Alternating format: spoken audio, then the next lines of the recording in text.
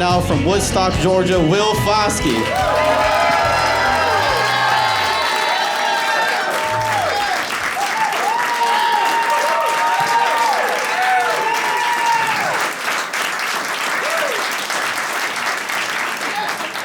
Track one, here we go.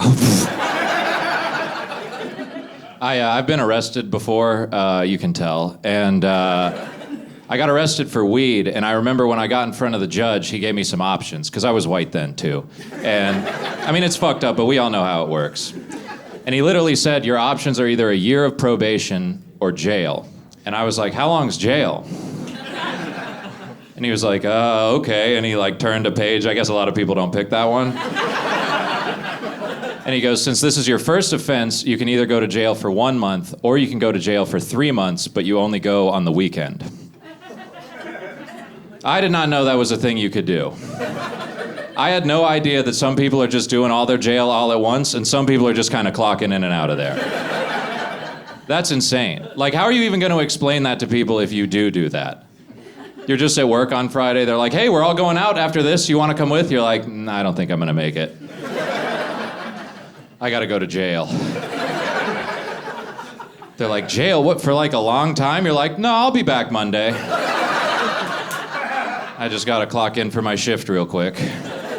Down at jail. Plus, like, I don't know how much A&E you guys watch, but being in jail is all about alliances. Alliances are the most important part of jail. And nothing is gonna ruin those jail alliances you made that first Friday. Faster than when that Sunday rolls around.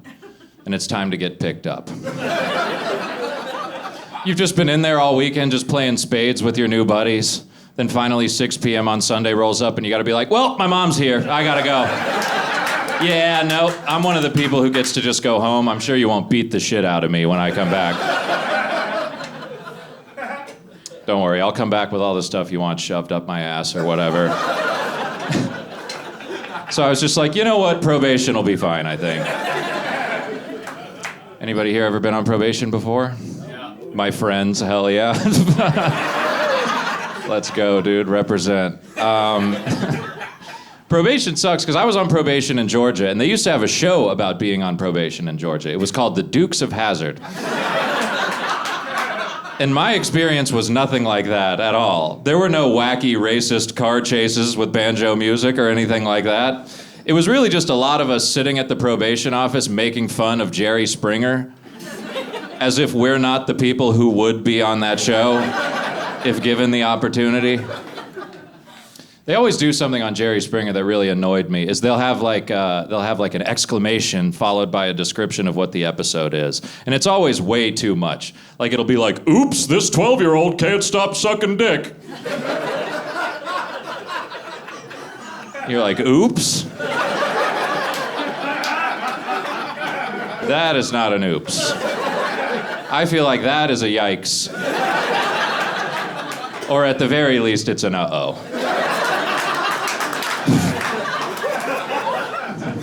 Being on probation sucks, though, because they drug test you, and you can't do the thing you got in trouble for. That is the worst part about it.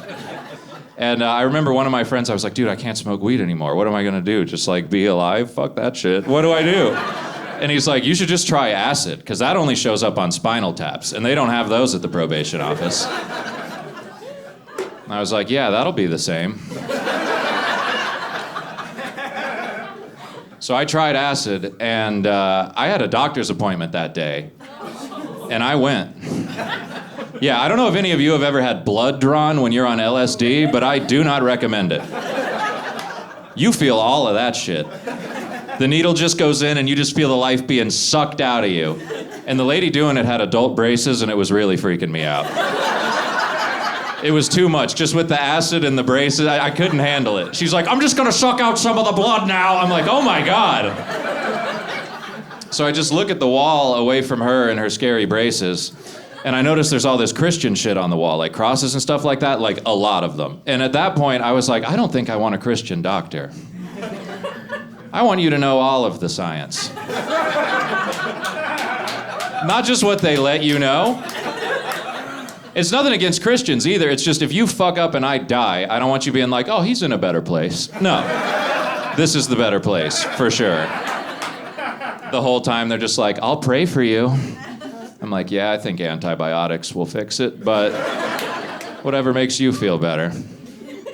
I feel like antibiotics really are the thoughts and prayers of the medicine community, you know? People are so quick to offer them and they don't really work. That's basically what I'm saying. I don't want any of that, though. I just want an atheist doctor who just comes in there just chugging stem cells like it's a 5-hour energy. That seems like the kind of person I can trust. You don't have to awe. If you awed at that, you're going to really hate this.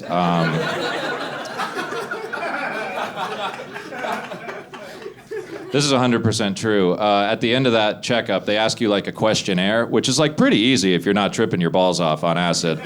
But I was having some difficulty with it. And the last question that they ask you is, have you ever contemplated suicide? To which I responded, all the fucking time, yeah. That's like all I think about. And this lady was like, what? And have you ever had a moment where you realize how normal you aren't? That was that moment for me. I was like, I thought everybody wants to kill themselves. Have you never had a job before? That's all it is. Your coworker comes in, hey, how are you? You're like, I want to kill myself, blah. And then they laugh, and you both really mean it, though. I thought everybody did that shit.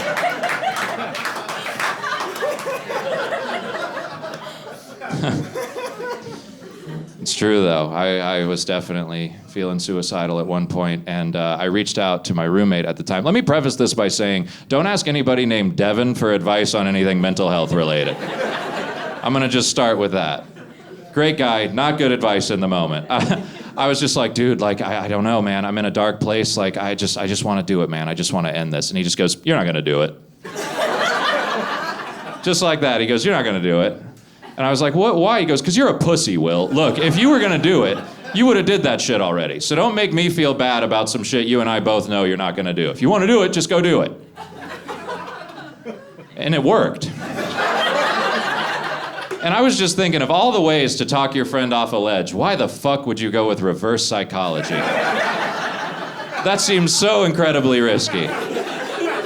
He thinks I'm just gonna be in my room with a gun, like, that's it, I can't do it. No, this is exactly what Devin wants me to think. Fuck that. Gotta be right about everything. What I'm saying is, it's important to leave your hometown. Do you guys agree with me? Yeah. Even if it's not like very far or even for very long, you just gotta get out of there so you don't get stuck in the current of people who stay. Because even if it's not that bad, I still find a way to be depressed about it. Like what I'll always see on Facebook now, all the Woodstock people, it's always different people, but the same picture every time.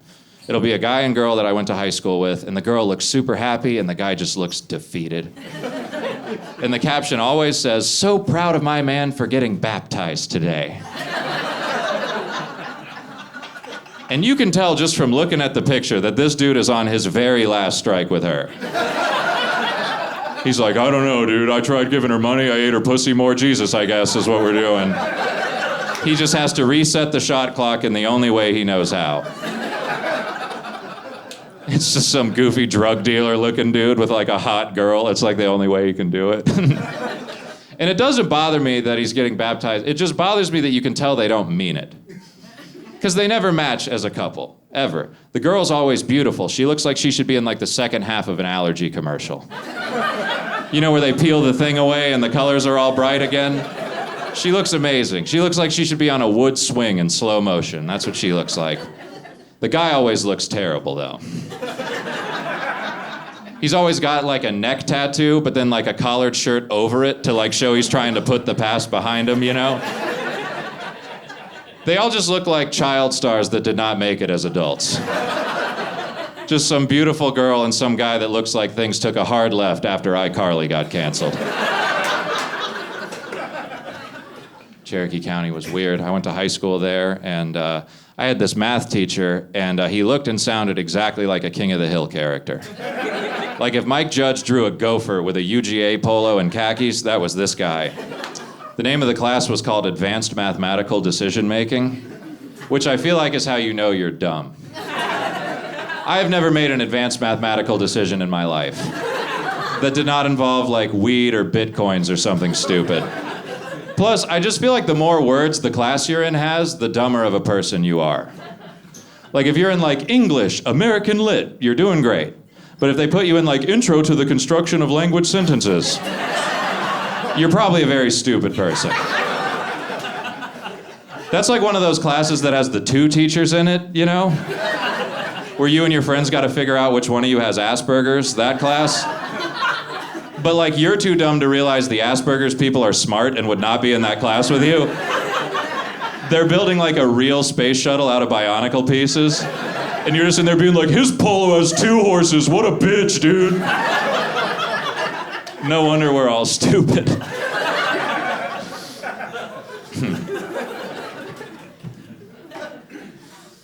High school was weird. I feel like high school movies always get something very wrong. They always act like cool people have the most sex. I don't think that's true.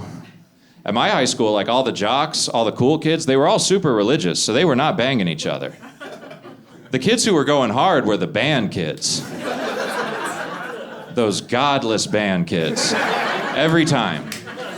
Because like a jock's not gonna hook up with a cheerleader because he's scared God might tear his ACL or something. But meanwhile, that trombone player has been getting his dick sucked by the girl with the tail clipped onto her pants since like the 7th grade. But because they have blue hair and Reptar t-shirts, all of us as a whole school don't give them any credit.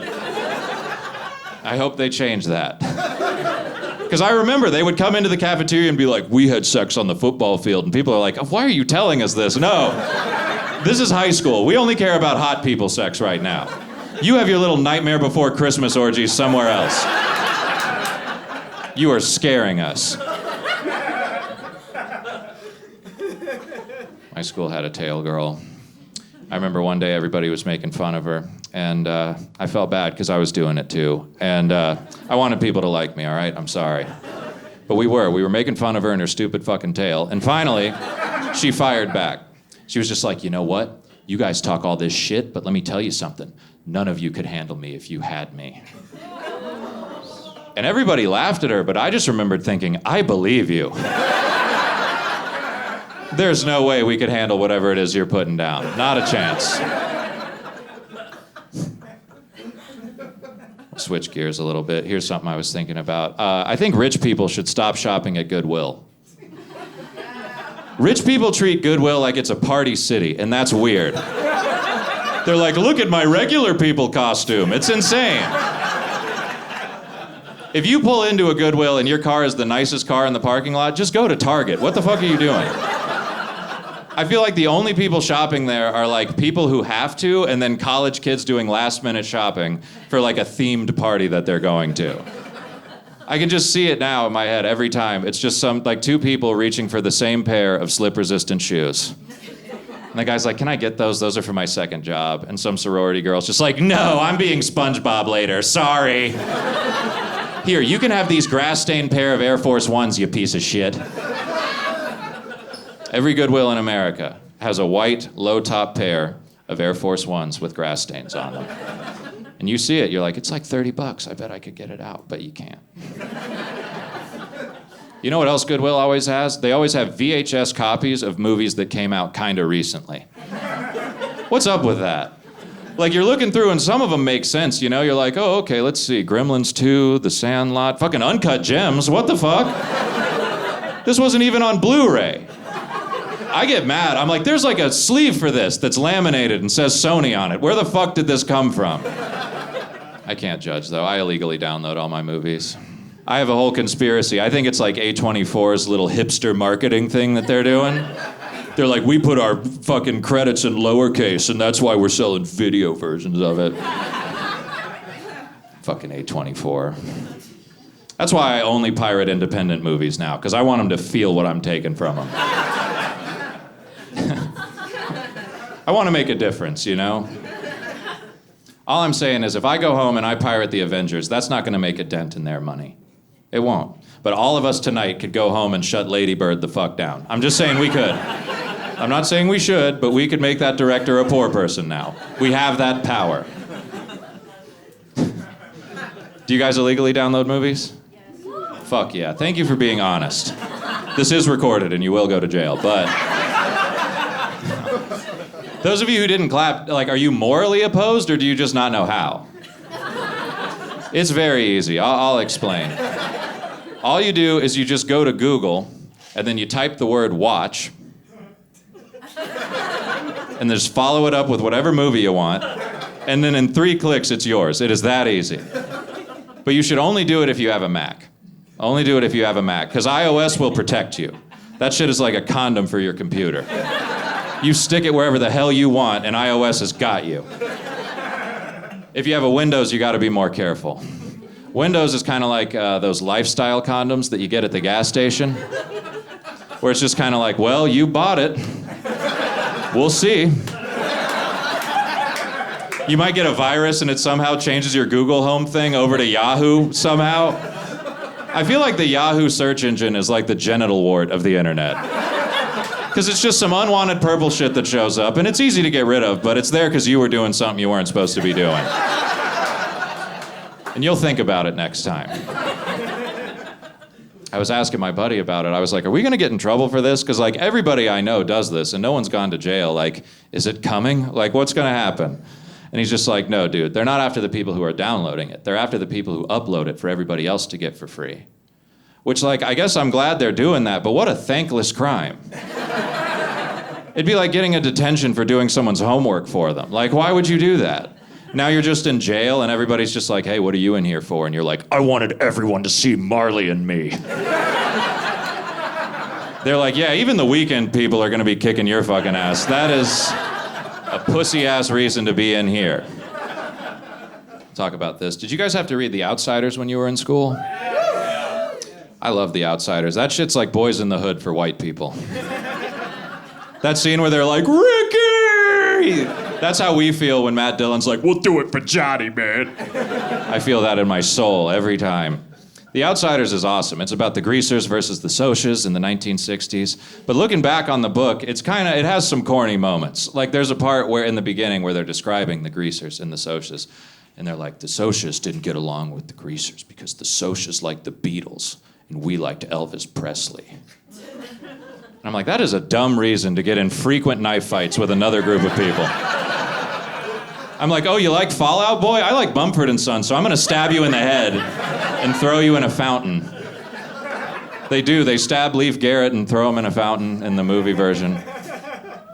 And then they just go hang out in a church for like 3 weeks, cut their hair a little bit, and come home, and it's like fine, kind of. Like, was it that easy to get away with murder in the 1960s? You just bleach your hair and cut an inch off of it, and they're like, there you go, Slim Shady, they're not gonna catch you. Just get back in there. You're good, dude. But while they're staying in the church, that's where Ponyboy discovers Robert Frost. That's where the whole Stay Gold part of the story comes from. But there was this one part of the book that always bothered me, where Ponyboy is talking to a friend of the Soch that they killed, and they're sitting in the car together, and he's just like, it's pretty messed up what happened to your friend, huh? And the guy's like, yeah. And then Ponyboy's like, do you guys have sunsets on your side of town? And the guy's like, yeah. I guess I never really thought about it like that. And then things kind of mellow out after that. And that never made sense to me until I found out that book was written by a 16-year-old girl. And then I was like, oh, I get it now. It's nothing against her. S.E. Hinton is a great writer. It's just, that would be like if I wrote The Sisterhood of the Traveling Pants. And just halfway through the book, they just took the pants off and started fucking each other. You're just reading it like, well, that really came out of nowhere. Is this what he thinks girls do? That's the book. They teach it to you, I guess, to like teach men about toxic masculinity or something, but all it did was get me addicted to cigarettes. I was like, I bet if I smoke, I'll be like Ponyboy. And now I've been addicted to them for 14 years. Did you awe at that? No awing either, especially no awing. You do know I'm choosing to say all this stuff, right? It's not like, oh no, I let him know, oh no. It's okay. So I'm in therapy. No, it's true. I've been going to therapy because I think things like what I've been saying for the past 30 minutes. And here's the thing, though. So my therapist is a black woman, and I started going to her in July of 2020. Do we remember what was going on? Just boy of all the times to be white and have to tell a black person about your problems. Jesus Christ. What could I say to her? I just go in, I'm like, yeah, I had to go to jail on the weekend. I'm sorry, this isn't a real problem. I'm realizing it now as I'm saying it and looking at your face. You seem upset. There were multiple times she'd be in there and she'd be like, and then say something. But she tried. She was very good at her job. And she's just like, well, it's all relative, Will. And if we don't talk about these things, we're never going to get to the root of the issue. And I'm like, that's true, but Facebook says it's my time to listen. So if there's anything you'd like to talk about, I'm here for you, sis. And she's like, yeah, don't say sis. That's lesson number 1. I'm like, you're right. Facebook also says it's not your job to educate us. She's like, maybe no more Facebook. How about that? Anyway, speaking of black women trying to help me and me not listening, I was in an interracial relationship for a while, and it was my first, her last, definitely. Definitely her last. I'm gonna tell you guys something. It's a lot of white people in here, and I'm gonna tell you something, and it's important that we all be honest with ourselves while I talk about this. When we started dating, we were very disappointed with the lack of obstacles we faced initially. You can feel weird about it, but I believe that inside of every white person, they want to have that little civil rights movie Oscar moment or whatever the fuck. Like, I kind of thought that at least once we would be outside of like a sketchy looking gas station or something, and she'd be like, I don't know if I should go in there with you, and I'd be like, no, I want them to see. I would never ever want her to be in danger. I just wanted to have that moment for my white little self, and I never got it. It was cool though. I mean, dude, I'm just a white dude from Woodstock. I'm a fucking idiot. I learned a lot of things. I remember one time she goes, you know, Will, if we have a kid together, even though it's half you and half me, our kid will be looked at as black in America. Is that something you think you can handle? And I was like, yeah, my kid will be able to say the N-word. That's amazing. We all want the next generation to have what we couldn't provide for ourselves. That is the American dream. I told her that. She was like, that is not what I meant. I'm like, it's too late. I'm thinking about this now. That would be the first Foskey allowed to say the N-word. Allowed. Not the first to say it. I know my family pretty well. But I feel like if there was like a chart of like Foskey family N-word usage over the years, it would probably start very high in the 1890s when they got here from Ireland, slowly work its way down to zero around the 70s and 80s. Small spike in 2008, the Carter III, and then back down until that kid's in middle school.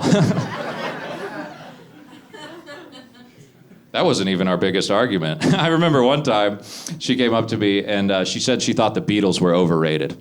And that should not be a big argument. But you can probably tell from looking at me, I have some opinions about the Beatles. I do. Because her favorite artist is Beyonce. Well, first of all, it's pointless to even argue about this, because when you have a white dude defending the Beatles versus a black woman defending Beyonce, you get a little bit of like an Israel versus Palestine situation.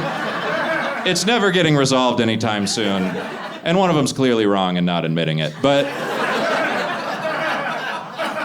do with that information what you will, and here's the thing, this is why it was pissing me off. It's just Beyonce's very talented, but to think she cares about you, like at a certain point we have to admit that Beyonce is just Jeff Bezos with thighs. That is who she is.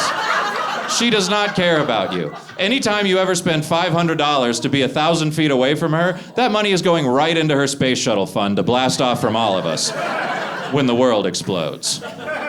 She's just in the cockpit with Jay-Z like, yeah, I told them they're hot even if they're not. All right, blast off. And you're just down there on fire like, slay, and she's taken away.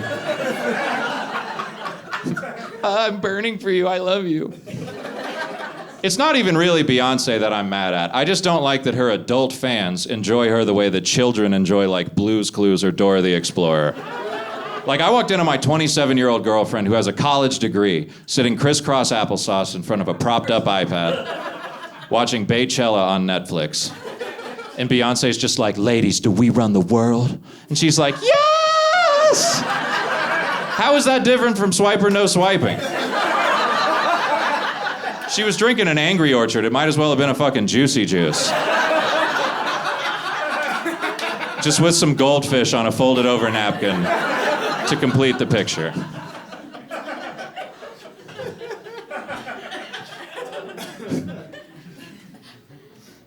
anyways, I'm single now, and it's weird. It didn't work out. I don't know what happened. Maybe the chart. Maybe I shouldn't have brought up the chart. It's weird being single now. I hit on a girl in real life recently. Did you know you could still do that? You don't have to like fire emoji react their stupid Instagram story or anything like that. You can just go talk to them. You shouldn't, but you can. I feel like I kind of even knew that then, but I was like, no, I'm special. She'll appreciate it. I walked up to this girl. I was like, hey, I think you're really cute. I was wondering if I could get your number. And she's like, oh, I'm actually a little polysaturated, so that's not going to work. And what that means is that she's polyamorous, so she has multiple partners, but she is at capacity for me. She has just reached maximum occupancy down there, and it would be a code violation to let me in. My dick's just a fire hazard for her at this point. Polysaturated. That was a new no.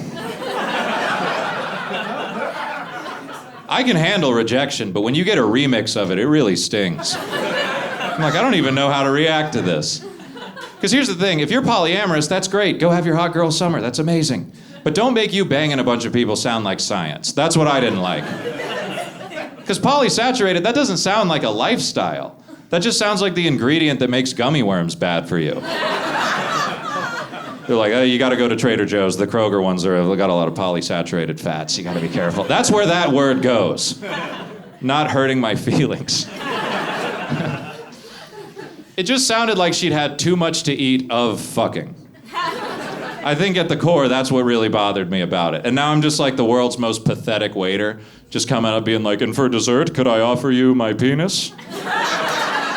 And she's just like, oh no, I could not. I am polysaturated. I have no room left. Maybe if I burp really loud, I could work in a hand job, but probably not. Try to do the dating apps, those suck. I found out recently Hinge added a thing where you can like tell what the other person sounds like. I feel like that's a good idea. Because these girls, they have every right to know about my stupid AM radio voice. My fucking Adam West on Quaaludes way of talking. They have a right to know about that. And I have a right to know how they're gonna sound.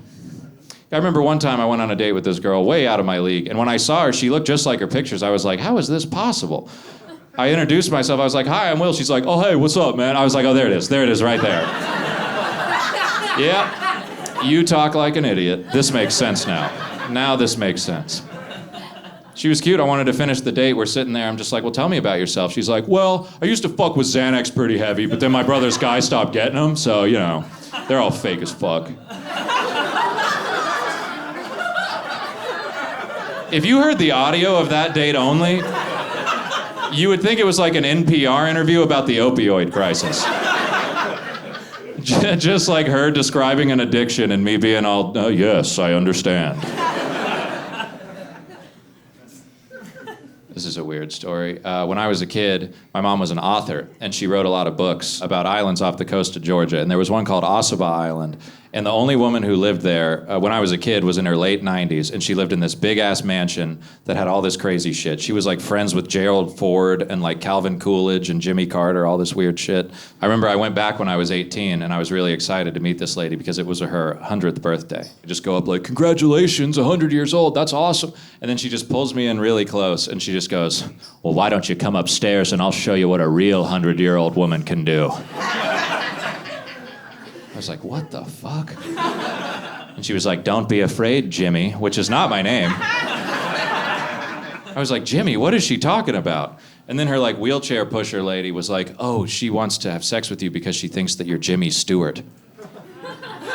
They used to be friends. You know the guy from It's a Wonderful Life? The guy, that dude, the fucking little bitch of the 30s? I get why she thought I was him. I feel like I could have finessed that one pretty easy. Because I don't know a lot about Jimmy Stewart, but she has dementia and I have Wikipedia. But I don't know how long I could keep that up, because I would just know facts about him and she knew him for real. So we'd be like holding hands or whatever, and she'd just be like, Jimmy, do you remember that day we kissed at the World's Fair? And I'd just be like, in 1940, I won an Academy Award. Come on, it's Christmas. Have sex with me now. Or whatever he would say. It wouldn't work. To this day, not doing that might be my biggest regret in life. But if she's still alive and given the opportunity, I'll totally do it. That's a promise I'm making to you right now. I'd get to be like Eskimo Brothers with Calvin Coolidge. That dude was born in like 18-something. That would be amazing. There's a very small window for that, and it's closing soon. She didn't look very good, though, I gotta be honest. Even for being 100. Like, this woman just looked like a pile of oatmeal. Just a steaming pile of oatmeal with just brown sugar spots and blueberry eyes spilling all over the place. But I still want to do it because that would be like getting to have sex with a piece of history. It'd be like getting to fuck the crack in the Liberty Bell. In terms of like historical context and also how it would probably feel. Because of her old rusty vagina. Just in case we weren't clear. Old rusty vagina sounds like if they did an all-girl Wu-Tang Clan, that would be one of them. Shimmy, shimmy, yo. Did anybody here know a drug dealer growing up? Like somebody who sold like a lot of weed. Yeah. I had a friend like that. And isn't it funny that when they stop, they like can't help but still be drug dealers? With like whatever new weird business they're doing. I remember my buddy, it got way out of control, and we just stopped going over to his house. Then finally he called me. He's like, I'm not selling weed anymore, dog. Come over. And I get to his house, and I'm like, well, what's this? And he's looking at some shit on his TV screen that he uses as a computer in his Darth Vader lair that he's built for himself. This dude really was like the trap lord of the suburbs. Among other nicknames he gave himself. Big Money Chamberlain, all the different ones. But he's showing me on this TV screen this stuff called Lepin. Do any of you know what that is? Lepin is knockoff Chinese Legos. Not like Mega Bloks. It's real Legos, but just the box has Chinese shit on it and all the English stuff is misspelled. And I guess his plan was he was gonna just sell all these to like the other criminals' kids on Christmas or something. I'm like, dude, just go back to selling weed. What are you doing? You'll make more money, and if you're doing this for like moral reasons or whatever, I guarantee you the cartels are not as bad as whatever's happening at the Lepin factory. Not a chance. Working for El Chapo probably feels like being a Costco member compared to whatever's going on there. Lepin. Everything's misspelled. Like he was about to buy these Millennium Falcons, like the Star Wars ones, but the A was an N, so if you look really close, it just says Star Winners.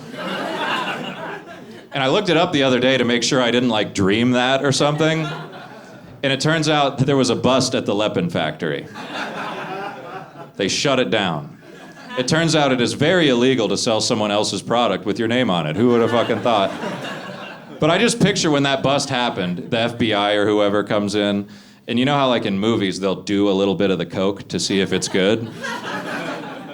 Do you think they came in with one of the little red 2x4 pieces or something? They just grab one off the ground and they're like,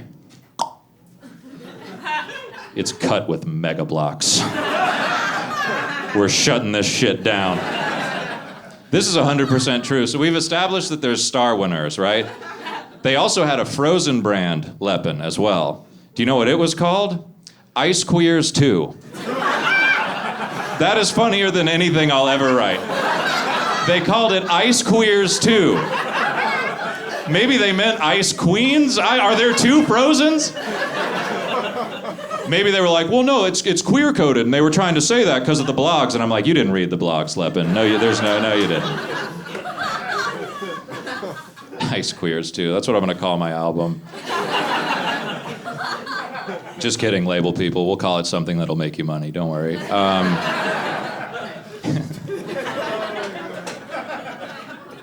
yeah. I grew up Catholic, so I grew up really sad. That's something about me. Catholic Mass has to be the most depressing way you could ever spend an hour of your life. It's just some dude up there with a monotone voice just droning on and on and on. It's a lot like my stand-up, honestly, but that's how I was raised. But part of me kind of thinks church should be a shameful experience. I've always kind of thought that. Like, growing up in the South, I've always felt that unless you're black, you should not be having fun at church. That just seems fair to me. They can do whatever they want to do with their Sunday. Sing songs, dance, do whatever the fuck. The rest of us got to go to that stained glass building while some pedophile yawns prayers at us. It just feels like a fair trade to me. Growing up in Cherokee County, all my friends went to these like non-denominational churches where people are like smiling and singing Weezer covers and shit. I'm like, I think God would be less upset if we were sacrificing a goat with like a rusty knife than this dude with white people dreads singing My Name is Jonah on a nylon string guitar. He's like, I changed it from Jonas to Jonah, so we're good with the guy upstairs. I'm Irish Catholic. Odds are if you grew up Catholic, you're probably either Irish, Hispanic, or Italian. And I feel like Irish Catholic is definitely the worst of the three. Because it's just like bad skin and judgmental aunts, and then you die when you're like 54. That's what our culture is. Then like Hispanic Catholics, I'm jealous. They seem like they're having a great time. It's all just like skeletons and candles. It looks like Here. It's all just like that fucking Pixar movie. I'm very jealous of the good time they're having.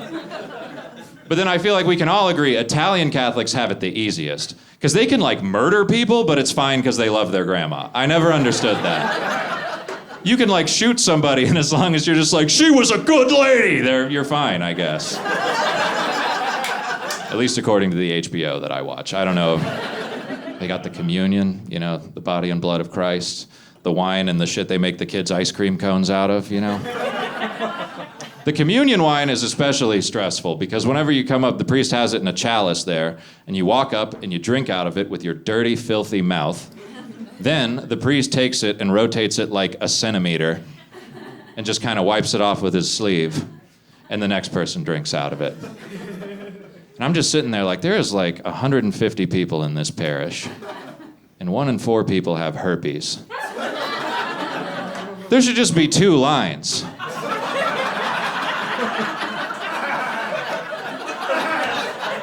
I mean, look, I don't believe in any of that shit. All I'm saying is, if you go up to drink the blood of our Lord and Savior, you shouldn't have to be like, can I waterfall that, please? Like it's your friend's Powerade after a baseball practice. That feels very disrespectful. All Catholics are alcoholics. That is a true stereotype. And I think I know why. I think I know what incubates it. It has to be confession. That has to be where it starts. Because like other kinds of Christians, when it comes to saying sorry to God, you have a pretty open door policy. You can just be like, I'm sorry, and he's like, it's okay, I love you, or whatever he tells you. We can't just go right up to corporate like that. We gotta go through HR and file a claim in some creepy box with some dude who they tell you does not have a great reputation with kids. I remember when I started going to confession, my parents were like, when you get in there, you tell them everything, goddammit. And I'm like, all right.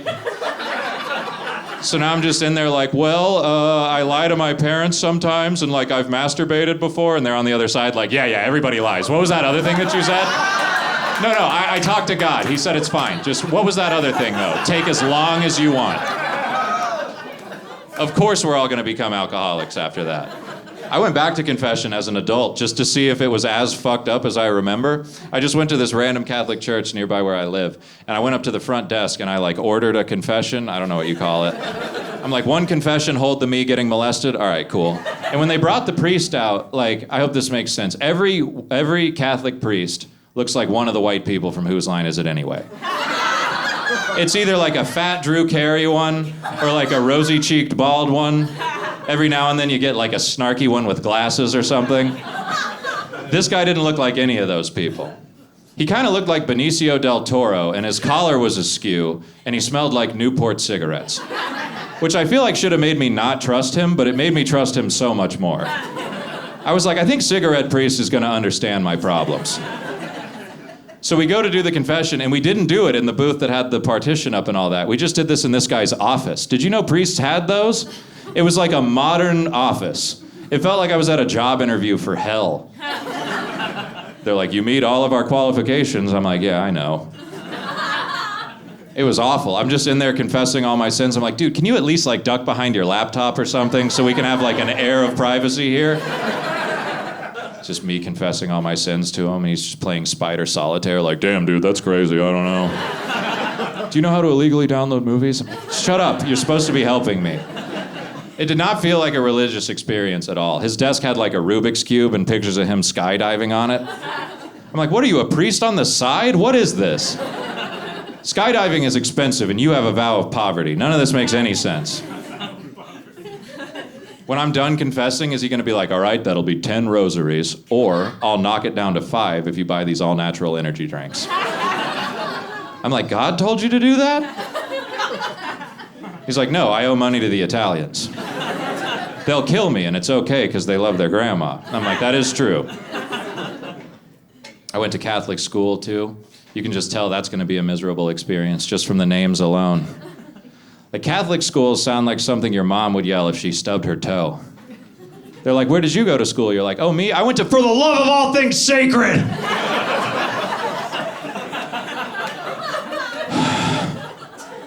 Oh, really? I went to Mary, Mother of God. Really good basketball program there.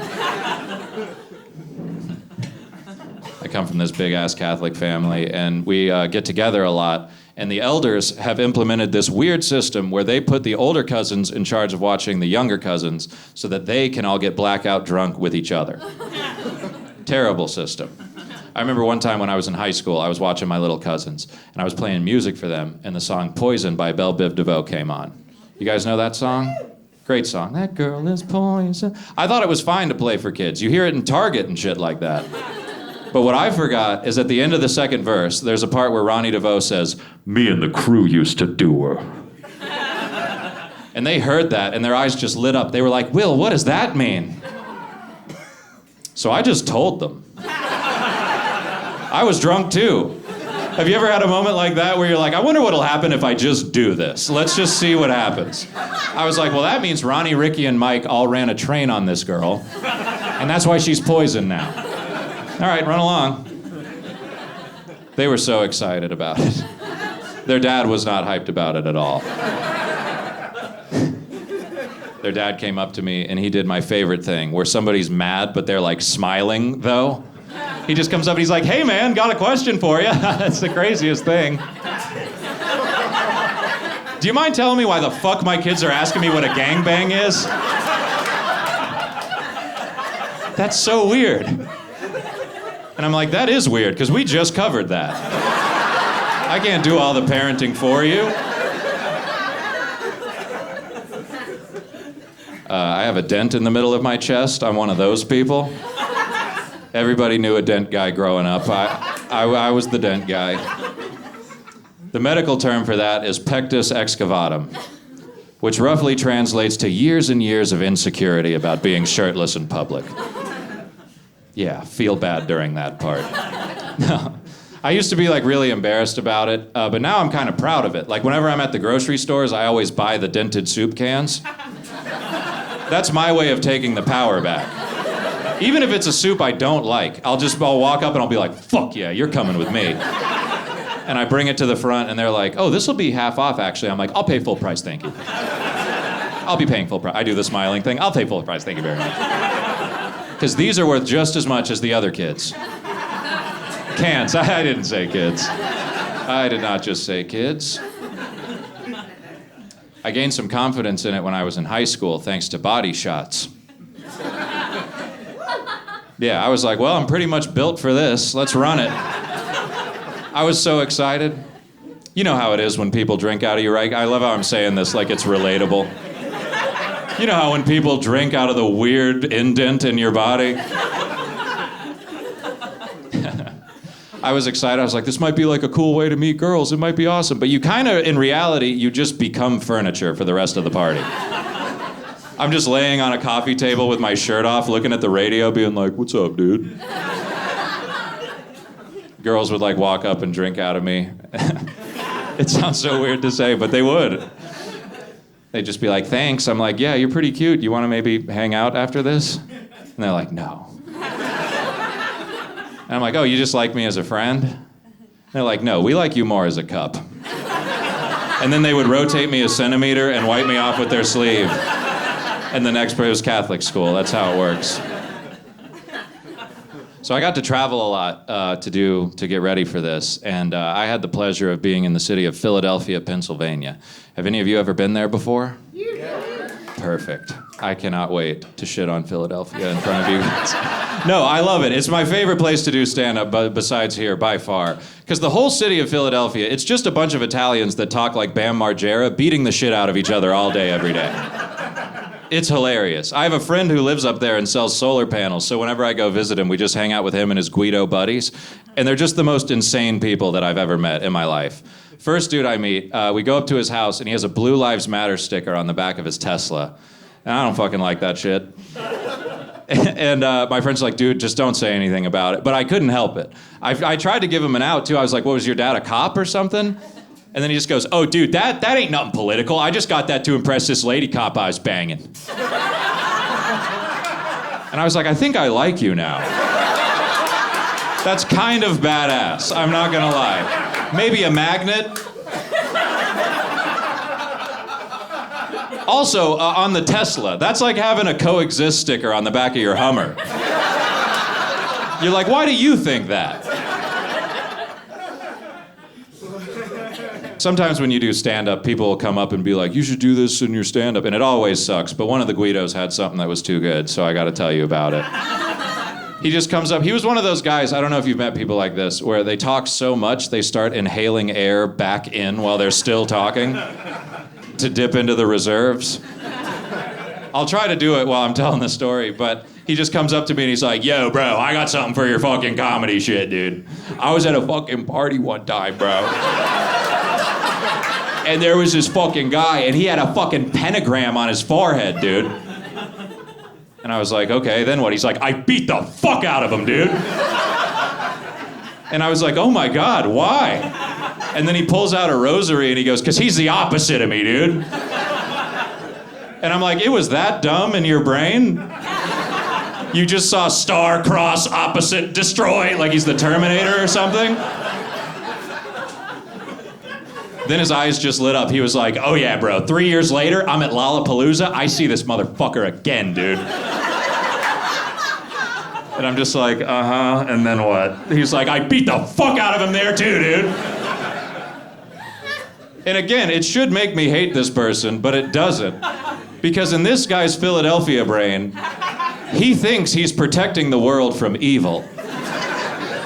That's what he thinks he's doing. He thinks that he's standing up for God, when really he's just beating up some nerd who plays Dungeons and Dragons. But then I'm just like, dude, who do you think God is? Like, do you think you're gonna get to heaven and it's just gonna be some bro in an Eagles jersey? He's just up there like, yo, dude, I appreciate you beating that guy's ass for talking shit about me, bro. When I put him at Lollapalooza, I was fucking testing you. Oh yeah, dude, he was all down there being like, look at me, dude, I'm the fucking opposite of God. And you punched him right in his shit. Get in, dude, Gritty's up here. Good night, everybody.